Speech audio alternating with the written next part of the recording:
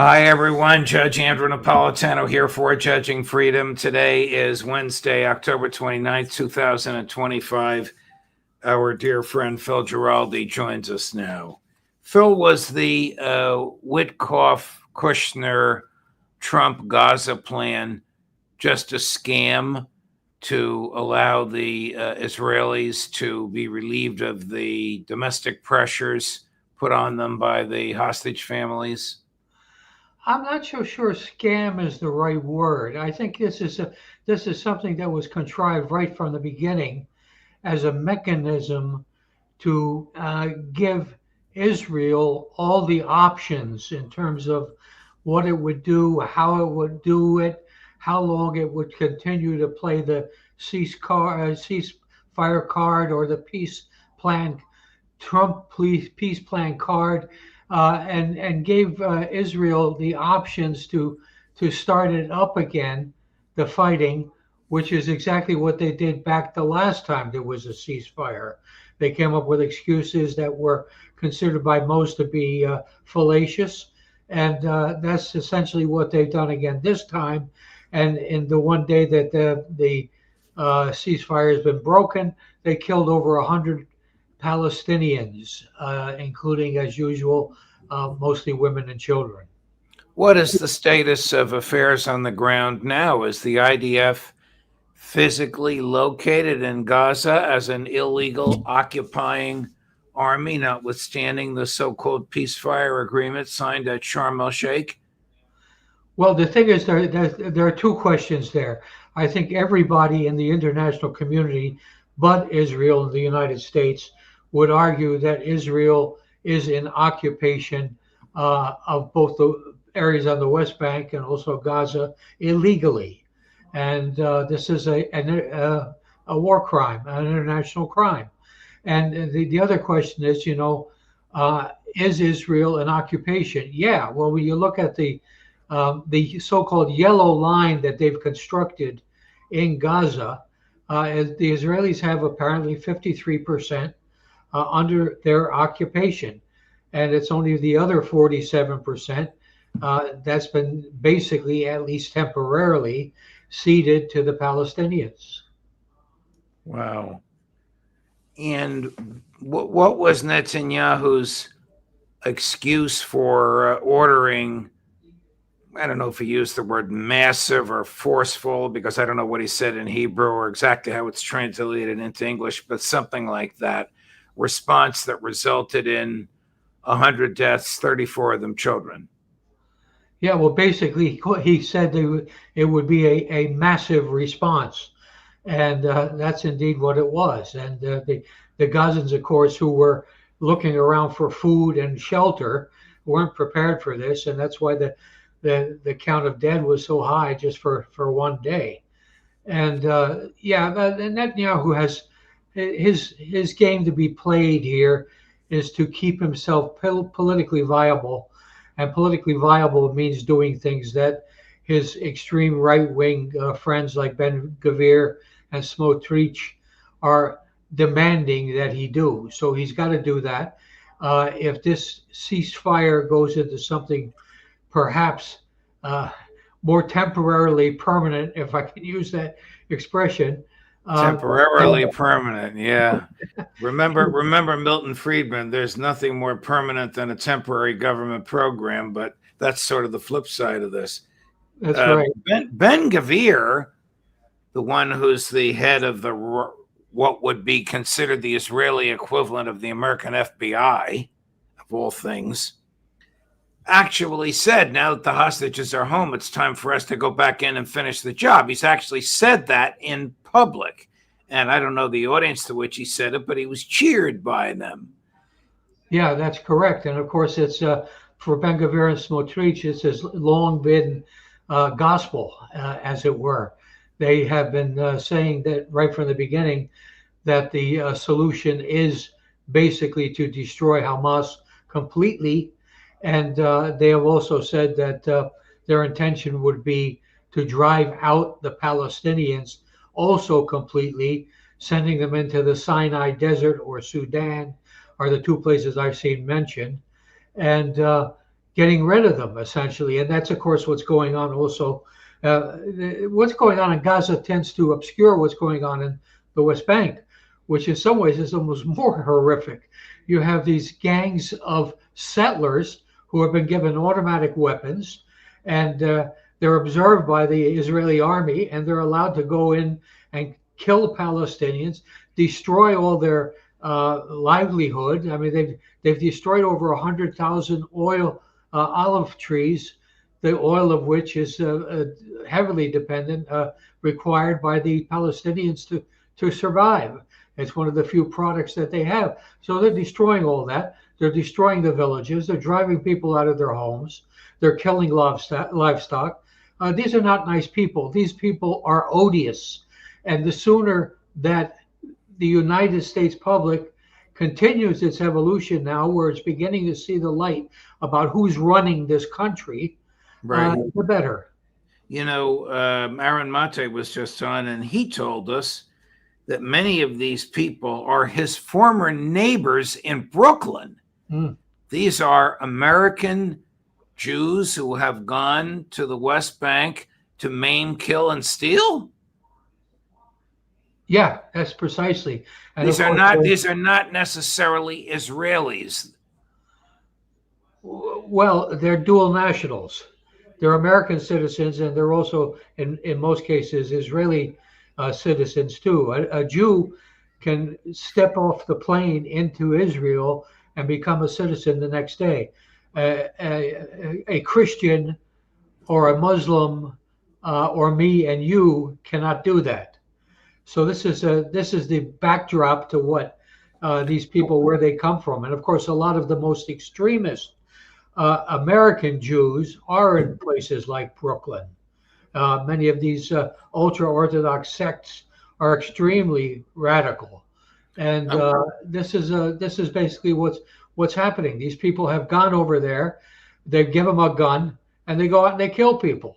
I wonder if that member of Congress, I forget his name, Brian, he lost his legs in either Afghanistan or Iraq. Right. And he has worn an IDF uniform on the floor of the House of Representatives. Is it Brian Mast, M-A-S-T? I wonder if he's a joint citizen. Can you be a member of Congress and be the citizen of another country? Well, in his case, since he's not Jewish, I would assume he cannot become an Israeli citizen. He was a volunteer serving with the Israeli army. And since he didn't have any legs, he was somewhat limited in the things he could do. He was at like a headquarter or supply center, and he was doing that kind of work. But yeah, he shows up at Congress. He's from Florida, of course, and he shows up in Congress with his uniform on, and there are numerous Israeli flags in the halls of the congressional offices. And so he's not unique there. I would imagine there are quite a few Jewish American congressmen who are dual nationals. And I would immediately give them a one-way ticket to go to Israel, since they seem to like it so much. And they don't seem to be wanting to do anything for the United States for the people like us who are Americans. According to AI, Congressman Brian Mast is not a dual citizen. He was born and raised in the United States as a U.S. citizen, was served in the United States Army. He has volunteered with the Israeli Defense Forces, but this does not confer Israeli citizenship, and he has not publicly indicated a desire for dual citizenship. I was just curious because I saw him on one of the screens outside my office recently, meaning either that he was on Newsmax or he was on Fox. Switching gears, what is the CIA doing in Venezuela as we speak? Well, I can give you two answers to that. I don't know exactly because I'm not connected with those people. But based on my own experience, I would assume what CIA people like me, operations people, and there certainly are some of them in Venezuela, are doing, is basically to subvert the existing Venezuelan government and support people like the woman who just got her her Peace Prize, so who are subversive to the government.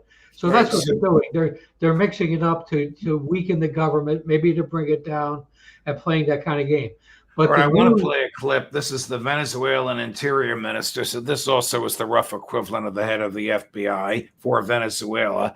Yeah. Alistair Crook knows this fellow and says he's an intelligent, educated, responsible, trustworthy person. But here's what he says about the CIA in Venezuela. And this is just 2 days old. He said it on Monday. Today's Wednesday. Chris, number one. I was on my way here just a moment ago, and they informed me about 3 people they captured at another location with CIA manuals, and they have no shame. So they arrive and delete things from their phones because they think that by deleting their phone, everything disappears. But no, those phones talk. They talk. And what we've discovered is truly pure gold. The CIA is connected to those sectors that hate Venezuela. We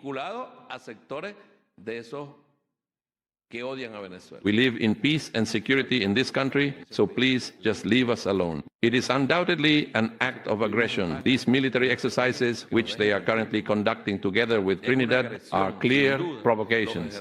These actions have been denounced in the official statement that you are referring to.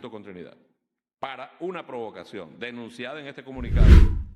CIA is connected to those sectors that hate Venezuela. Now, what does that mean? What are they actually doing? Are they bribing people, arming people, organizing people to what? To storm the presidential palace?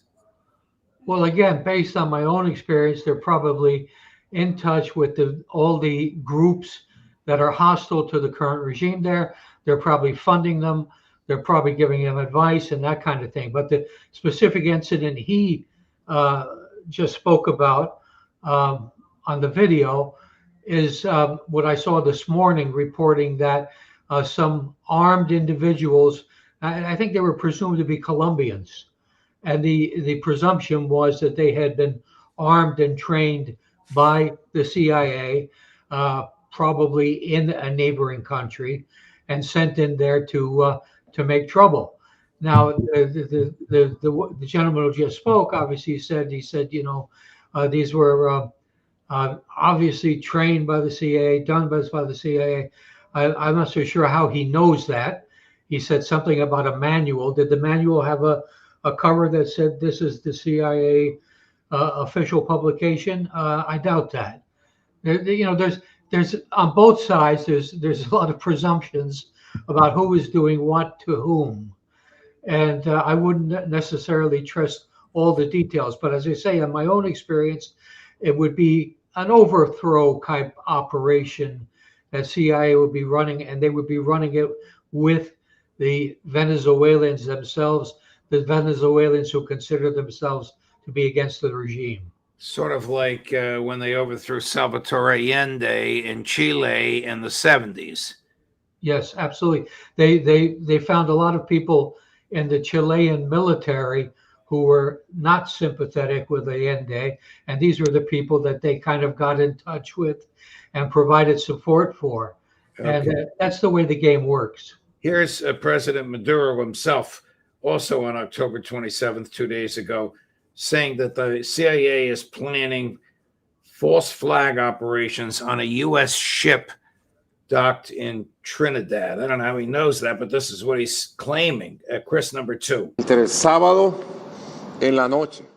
Between Saturday night and yesterday Sunday at dawn, a number of arrests were made of what could be a group of mercenaries prepared and financed by the CIA. And all that led us to uncover the plan for a self-attack that the CIA was going to carry out against its military vessels that they had positioned off Venezuela in Trinidad and Tobago. A sus naves militares que tienen posicionada al frente de Venezuela en Trinidad y Tobago.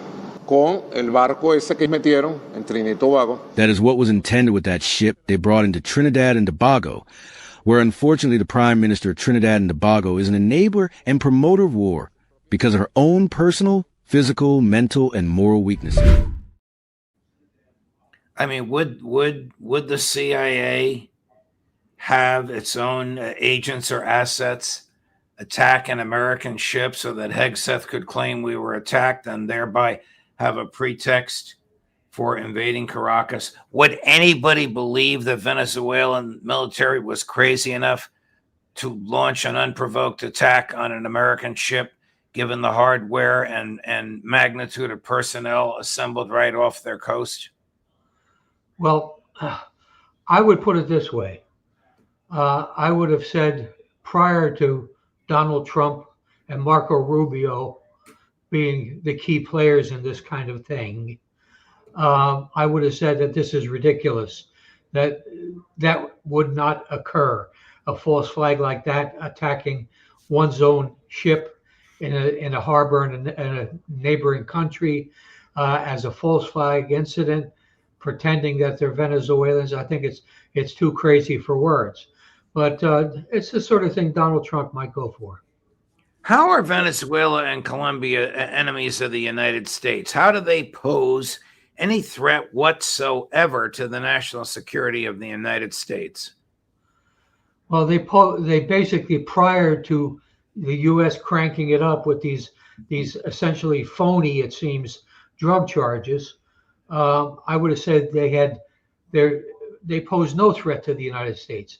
But now the fact that we're making enemies all over Latin America, because all the other countries in Latin America are looking at this, and they're understanding that what the game is, and now that it is a threat, it's another place where the United States is stepping in its own doo-doo, as they did so effectively in Ukraine, and have they done so effectively by supporting Israel, no matter what Israel does in the Middle East. So it looks like we're at it again, and it's going to have a bad outcome. Here's President Maduro again accusing the U.S. of basically acting like they're producing a Hollywood movie. Number 4, Chris. So the American empire is playing a dangerous card for our region, but it's also dangerous for them. And what's more, it's an extremist card. They can't say that Maduro has weapons of mass destruction. Or can they say about me what they said about Saddam Hussein? They can't. No one would believe them. So they come up with the same Hollywood-style stories, where Maduro is the villain and they're the good guys. And then they're going to send in their army. The good guys in the movie, blonde, strong, just like that, come looking for the Latino, the villain. But the real story, the people know it. That the villain isn't who they say it is. The villain is the one who writes the script, the one who makes the movie over there. Those are the real villains, as we've shown many times. Venezuela is a free country, completely free from the phenomenon of drug trafficking. Free. There isn't a single, not a single hectare planted with coca leaves. There are no cocaine laboratories. And the ones they sneak in across the border, ping, pong, pow. We destroy them ourselves. Our police forces, our military forces. There isn't even a single hectare of marijuana. Because in addition, marijuana is now produced legally on U.S. soil. He says hectare. Of course, he's talking about a unit of land. I don't know if it's larger or smaller than an acre, but it's the measurement of land in Latin America rather than the word hectare. Is he saying that the CIA brings drugs into Venezuela and then claims that Venezuela has originated the drugs? Would the CIA do that? Well, I think actually what he's saying is that the U.S. is claiming that these drugs are coming from Venezuela and that are being grown and produced in Venezuela, which back a few years ago, the U.S. government even conceded was not the case. The drugs that are flowing into the United States don't come from Venezuela. They come from places like Colombia and Mexico. And so, this is well known to people who follow the drug trafficking.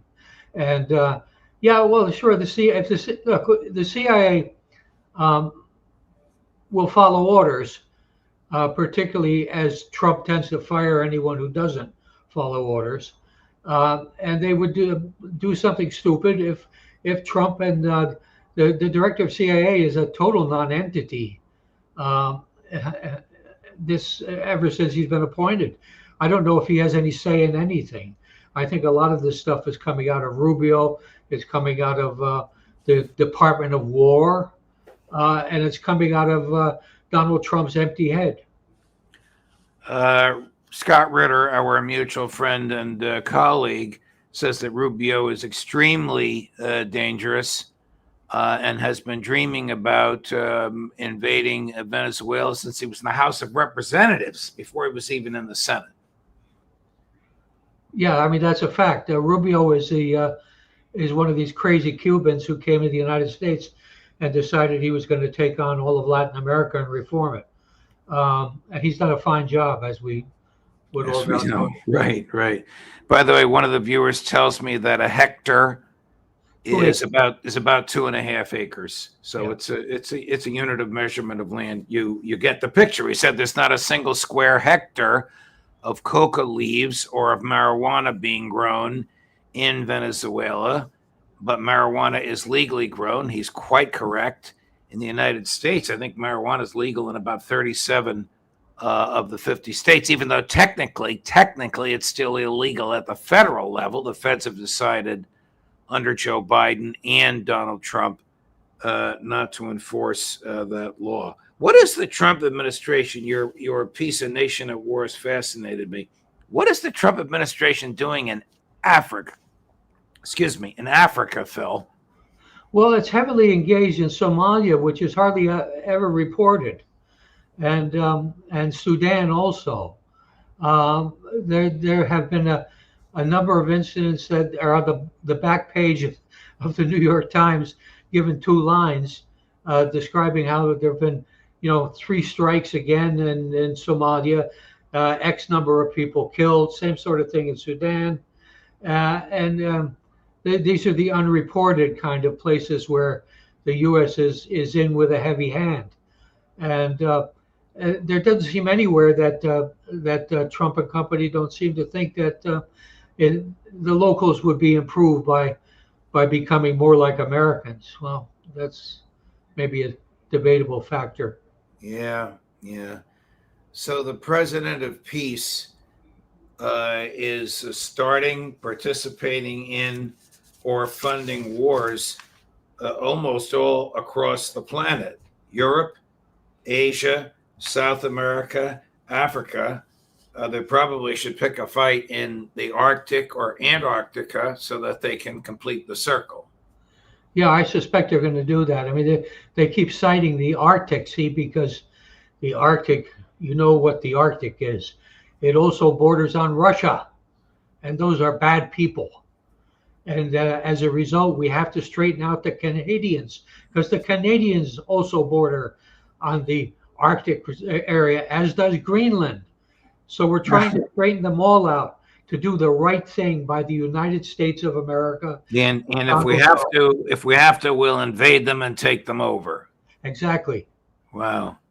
So if Canada became part of the United States, well, the Democrats would certainly control the Congress, Mr. President. That's right. Phil, if you are free at 9:00 tomorrow morning, your former colleague is making a return to Judging Freedom. Jack will be back. I would love to hear him. I would love to see you debate him, and maybe we'll do it sometime. When he asked me, or asked his assistant, asked Chris what I want him to talk about, I said, Chris, give him a 1-word answer: Venezuela. Jack was in charge of the CIA in Latin America for a number of years. I don't know what the hell he's going to say, but he's anxious to come back, and we'll probably have some minor explosions between the two of us. Well, it's funny, but when I was in Hamburg back many, many years ago, one of my colleagues there in Germany was the guy who overthrew Allende in Chile. So we used to sit down over lunch, and he told me those amazing stories about how this whole thing played out. It was sort of like a comic routine as it went along, and how they were developing and so forth. But None of these things work by the script. Wow. Is Jack old enough to have been involved in the overthrow of Allende? Well, I'm not talking about Jack. I'm talking about the guy who was actually in charge of it. Right. No, but I'm just wondering if Jack could have been involved in that. I'm sure if I ask him, he's not going to want to answer me. It could be. This other guy was the chief of station in Chile. Wow. And he managed the whole thing. Well, we have a full day tomorrow, including many of our friends. But of course, I'm looking forward to this reunion with Jack. I just don't know what's going to happen. Phil, thank you very much for your time, dear friend. If you have any questions for Jack, send them to Chris, and he'll send them to me during the show. Okay, sounds good. All right, we'll have a lot of fun. Thank you, my dear friend. Have a great day, great evening. See you soon. Oh, by the way, Phil, if you're still there, Gerald Salenti sends his regards. I was with him earlier today. Oh, that's great. We'll send his regards to him. My regards to him. I'll send him an email. You got it. All the best, Phil. Thank you, my friend. Thank you. And coming up tomorrow, Thursday, at 8 in the morning from somewhere in China, not Jack yet, Pepe Escobar. At 9 in the morning, Jack is back, Jack Devine. At 2 in the afternoon, Colonel Larry Wilkerson. At 3 in the afternoon, Professor John Mearsheimer. At 4 in the afternoon, Max Blumenthal. Judge Napolitano for Judging Freedom.